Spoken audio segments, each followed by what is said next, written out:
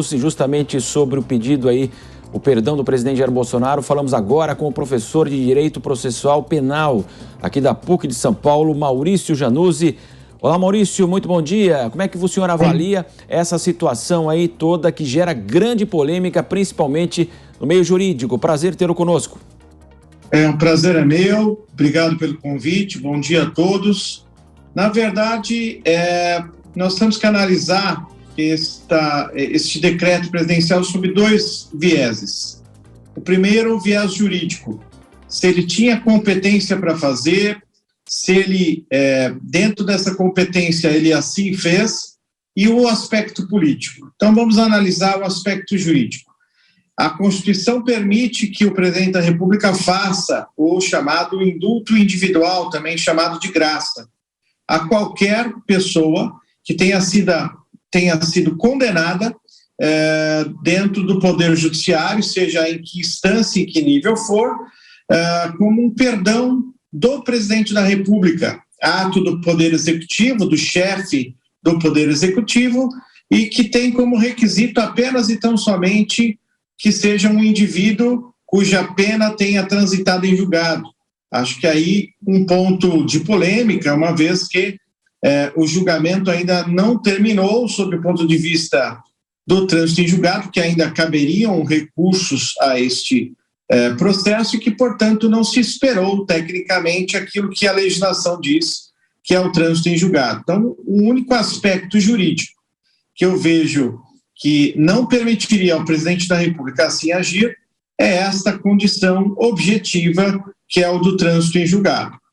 Já sobre o aspecto político, o indulto individual, ou seja, a graça, ele é sim político, ele não é um ato jurídico, mas um ato de conveniência e de oportunidade do presidente da República, que entende, né, e para tanto não precisa nem dar as razões pelos quais ele entende isso, de que houve, né, um excesso por parte do Poder Judiciário, por parte daquele juiz, daquele tribunal e etc. E então ele dá o seu perdão, assim como em outros países civilizados e democráticos do mundo existem. Aconteceu isso nos Estados Unidos da América, aconteceu isso na Europa, aconteceu em outros países da América do Sul. Portanto, é um ato político e, por ser ato político, não deve ser questionado sob esse ponto de vista. Por ser um ato jurídico, a única questão que eu levanto é apenas a questão do trânsito em julgado, que se faz uma ressalva no decreto e que, portanto, caberia, sim, tecnicamente, um questionamento junto ao órgão que é o Supremo Tribunal Federal. O grande entrave é que o mesmo órgão que deu a decisão é o órgão que vai rever o ato do Poder Executivo e que, portanto, da minha ótica, já está viciado na medida em que ele já tem uma posição a respeito, já que foi ele o órgão responsável pela condenação. Nos está conosco agora, eu quero também chamar aqui o Roberto Mota para fazer o seu questionamento. Pois não, Mota? Bom dia, professor. Bom dia. Eu vou fazer uma pergunta, mas antes eu queria só fazer um comentário rápido, que hoje pela manhã mais cedo, o jurista Ives Gandra disse que esse perdão poderia ser dado em qualquer fase do processo. Eu também ouvi um outro jurista dizendo que, mesmo que isso não fosse o caso, mesmo que esse perdão só pudesse ser dado depois da conclusão do processo, no pior caso, a única coisa que o presidente teria que fazer seria reeditar esse decreto, né? Então, se o senhor quiser depois comentar sobre isso, mas a minha pergunta mas a minha pergunta é outra. A minha pergunta o senhor mencionou um aspecto político desse caso, né? Eu vejo o aspecto político muito misturado com o aspecto jurídico, o que complica para o leigo, que não tem formação em direito, entender. A pergunta que eu faço para o senhor é o seguinte: a gente viu no julgamento do STF ministros julgando um caso no qual as supostas vítimas são eles próprios. Tá? Perfeito. O ministro que seria alvo das supostas ameaças do deputado presidiu o julgamento e como lembrou muito bem a deputada Janaína, inclusive, em vários momentos ele usou o pronome pessoal, né? A mim, eu fui atacado.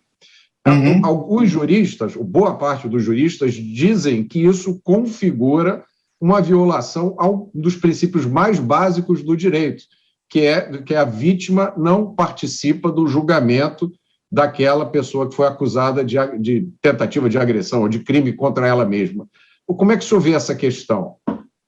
Então, primeiro, sobre o comentário do Ives Gandra e o comentário dos outros juristas. Realmente, o direito não é uma ciência exata, como alguns querem colocar.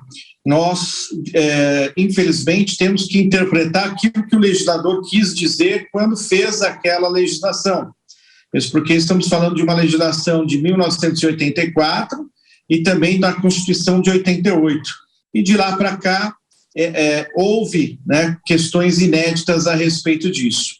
O importante é que, independentemente do trânsito em julgado ou não, o presidente da República tem esta prerrogativa e esta função constitucional de assim determinar o indulto, ou seja, a graça.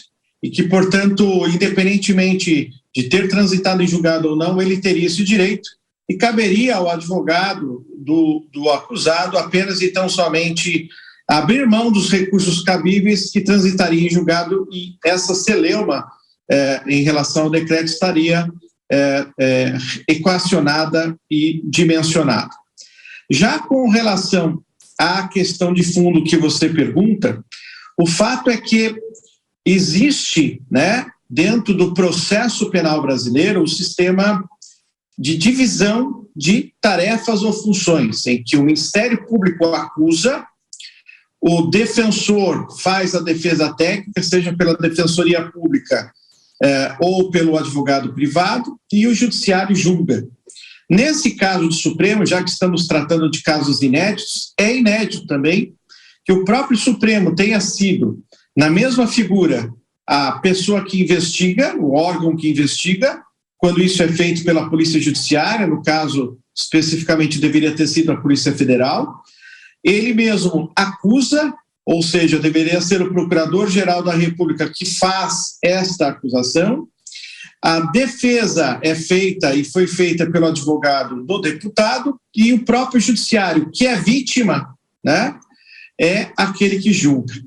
Nesse sentido, há, logicamente, uma flagrante problema de representação, na medida em que a vítima, né, num processo comum, por exemplo, nem é obrigada a dizer a verdade, ela não fala sob pena do falso testemunho, porque ela tem interesse na causa. Ora, dizer que o Supremo Tribunal Federal, já que se sentiu vítima das expressões utilizadas de críticas ao seu sistema, é considerada vítima, ela não deveria, né, fazer parte desse julgamento, mas se confundiu no todo esta questão. Da mesma forma que, se um dos ministros do Supremo comete um crime comum, são os 10 outros colegas ministros do Supremo que irão julgar. Então, existe realmente um problema de ordem administrativa, jurídico-constitucional, que deve ser equacionada, já que esses ineditismos acontecem no nosso país e que não foram previstos pela nossa Constituição e nem pela legislação ordinária. Agora, o fato é que é inédito esse tipo de processo em que o próprio órgão que investiga acusa e julga e é vítima é o mesmo, o que já é um processo viciado por si só. E mais do que isso, também é inédito que o presidente da República tenha dado a graça, ou seja, o indulto individual àquele cidadão. Por quê? Nós estamos sob o regime da exceção. Não é regra isso que está acontecendo, do Supremo julgar e ser vítima ao mesmo tempo, e não é regra do presidente da República conceder o indulto. Ou seja, nós estamos falando da exceção às regras, que existe previsão constitucional e até dentro do processo penal e da lei de execução penal, mas que não foram ainda praticadas no dia a dia, ou seja, são figuras inéditas. Eu, particularmente, entendo que há um vício no processo de forma, porque não houve a divisão entre vítima, réu, acusação e investigação, e também acho que o presidente da República, por este excesso, né, que é feito pelo Supremo de querer ser o órgão que acusa, julga e condena, é que ele teve que tomar esta atitude extrema de dar um indulto ou a graça individual. Portanto, para extremos, atitudes extremas. Para questões do cotidiano, corriqueira, atitudes do cotidiano e do corriqueiro. Mota, você quer complementar? Por favor, Mota. Sim, professor, eu notei que o senhor teve bastante cuidado em classificar a situação que eu descrevi como um ineditismo.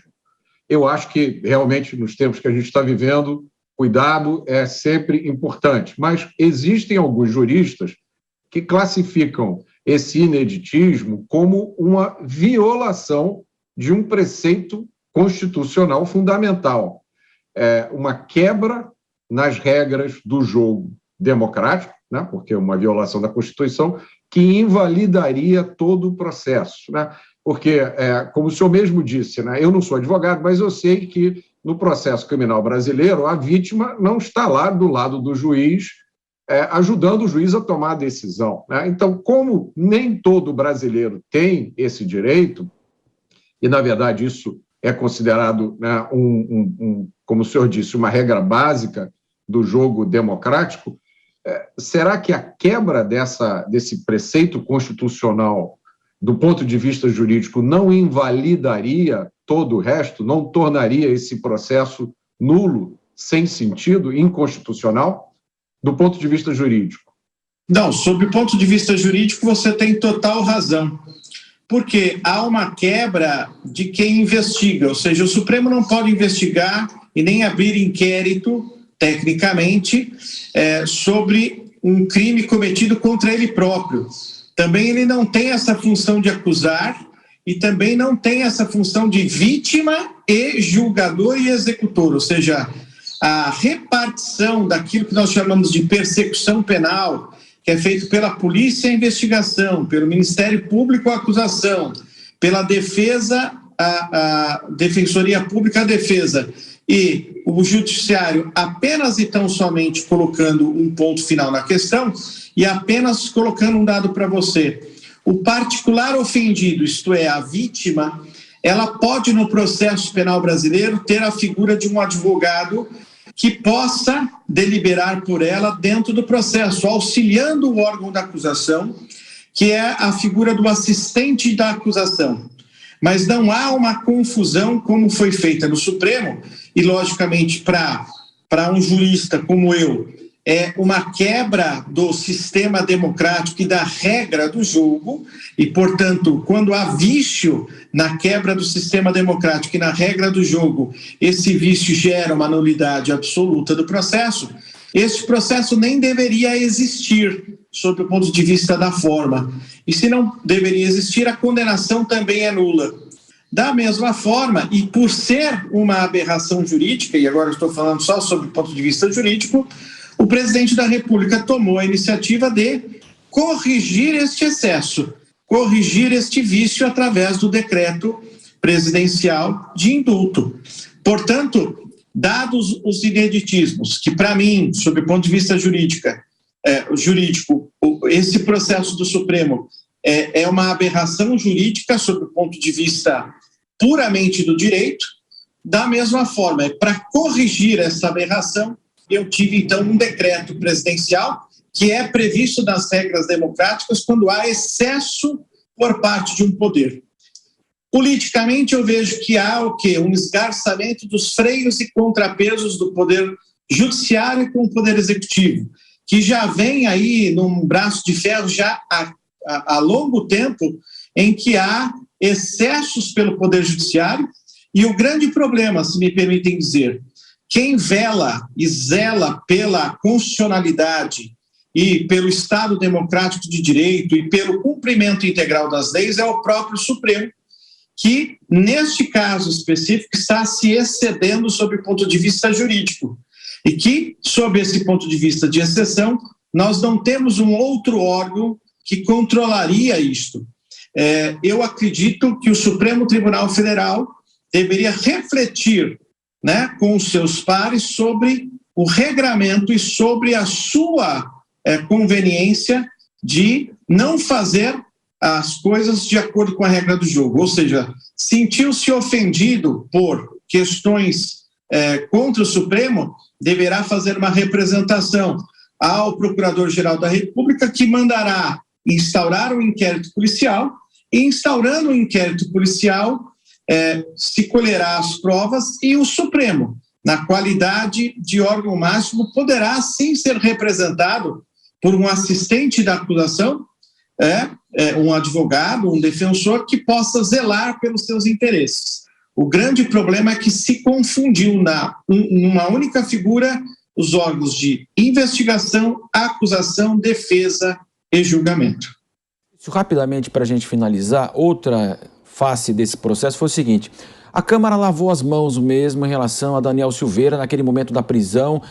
Nitidamente, os deputados não quiseram comprar briga com o Supremo, muitos têm problemas, inclusive com a Justiça, a gente sabe, e aquilo passou. Referendou, então, a prisão a Daniel Silveira. Agora, Arthur Lira, presidente da Câmara, ele vê onde o jogo chegou e quer saber se a Câmara, se o Congresso tem a palavra final. Rapidamente, eu queria que o senhor falasse também desta outra face aí, agora a Câmara reagindo. Então, ela reage e reage tardiamente. Eu acho que o chefe do Poder Legislativo, presidente da Câmara dos Deputados, ele deveria ter se posicionado frente à mesa diretora da Câmara, no sentido de homologar ou não a prisão. Aliás, é uma prerrogativa e está previsto na Constituição Federal e no Código do Processo Penal que assim o faça. Foi omisso, né? Teve medo do Supremo Tribunal Federal, acuado porque, como você mesmo diz, alguns deputados têm os seus processos lá no Supremo. Só que um poder, ele é maior que o individual, ou seja, o poder legislativo é maior que os 513 deputados. Ele tem que fazer valer aquilo que a Constituição estabelece, o que o Código de Processo Penal estabelece, e deveria ter deliberado, naquele momento, se era o caso de manter a prisão ou não manter a prisão.